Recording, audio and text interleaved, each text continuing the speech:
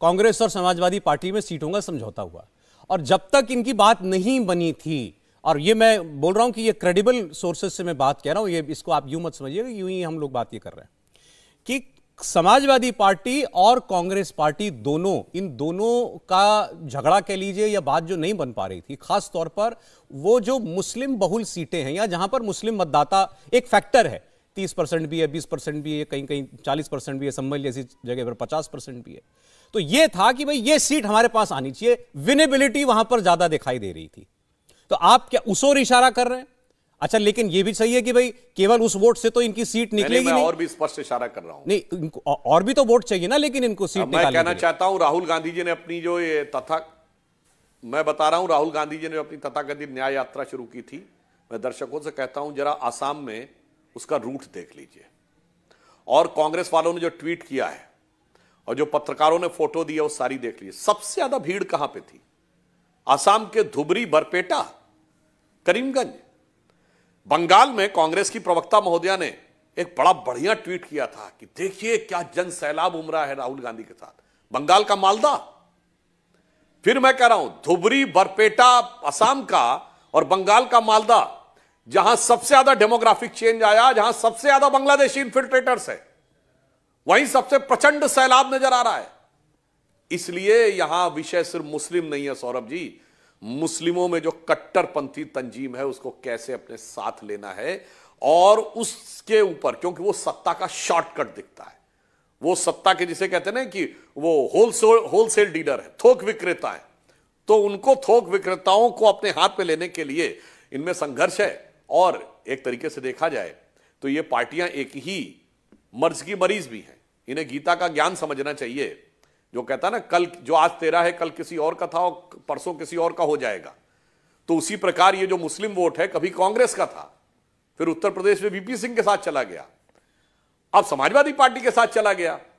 अब इन्हें सिर्फ इस बात का डर है दोनों पार्टियों को कि कहीं ये हमसे छिटक कर दूसरी तरफ न चला जाए। दुख की बात यह है कि ये मुसलमानों को सकारात्मक मुद्दे के ऊपर साथ में लेने का प्रयास नहीं करते हैं। ये मुसलमानों को के अपराधी और आतंकवादी तत्वों के द्वारा और उन्हीं को मुस्लिमों का प्रतीक बनाकर मुसलमानों का वोट लेने का प्रयास करते हैं। ये करके देश की सौहार्द और सुरक्षा के साथ भी खिलवाड़ करते हैं और मुस्लिम समाज की प्रतिष्ठा के साथ भी खिलवाड़ करते हैं। ठीक, अच्छा, राहुल गांधी ही जो हैं वो राम मंदिर पर जब बात करते हैं तो वो आपने थोड़ा सा भी सुना, मैं आपको दूसरा उनका और बयान सुना दूंगा अभी थोड़ी देर में, जिसमें वो कहते हैं कि तुम बस जय श्री राम जय श्री राम जय श्री राम करने के लिए हो, नारा लगाते रहो बस तुम। अब इसमें दो बातें हैं, क्या राहुल गांधी ये इस बात को स्वीकार कर रहे हैं कि राम मंदिर के प्राण प्रतिष्ठा के बाद और राम मंदिर बन जाने के बाद अब देश के अंदर एक माहौल है और एक राम की लहर है, भगवान राम की लहर है, और जाहिर है कि चुनाव में उसका फायदा बीजेपी को मिलेगा। आपको इस कहे कि भाई ये ऐसा नहीं है तो वो बात तो गलत है, फायदा तो मिलेगा।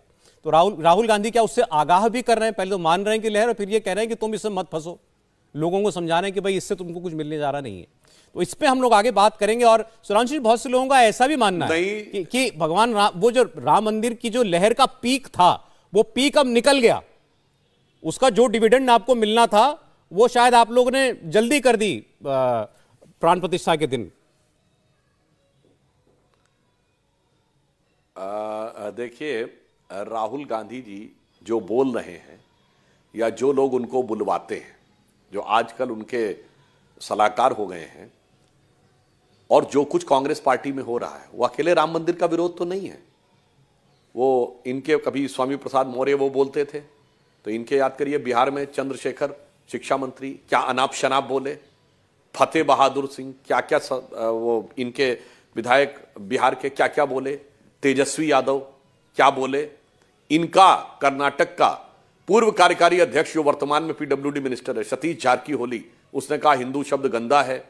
खड़गे जी के बेटे क्या बोले, इनके सबसे बड़े गठबंधन सहयोगी ने कॉन्फ्रेंस की इरेडिकेशन ऑफ सनातन धर्म, यानी हिंदू धर्म का समूल नाश, डेंगू, मलेरिया, HIV वायरस सब कुछ कहा। तो मैं सिर्फ दर्शकों से कहना चाहता हूं कि आज राहुल गांधी जिन शक्तियों के हाथ में खेल रहे हैं, शायद उन्हें खुद भी नहीं पता होगा, उनके लिए इरेडिकेशन ऑफ सनातन धर्म या हिंदू धर्म का समूल नाश एक बयान नहीं है, एक व्यवस्थित अभियान है। यानी ये सिर्फ एक स्टेटमेंट नहीं है, ये पूरा का पूरा एक एग्रीमेंट है। और इसलिए दक्षिण से उत्तर तक जो बयान दिए जा रहे हैं ये सब उसी श्रृंखला की एक कड़ी है, और श्री राम जन्मभूमि के बारे में जो बोला गया वो भी उसी श्रृंखला की एक कड़ी है।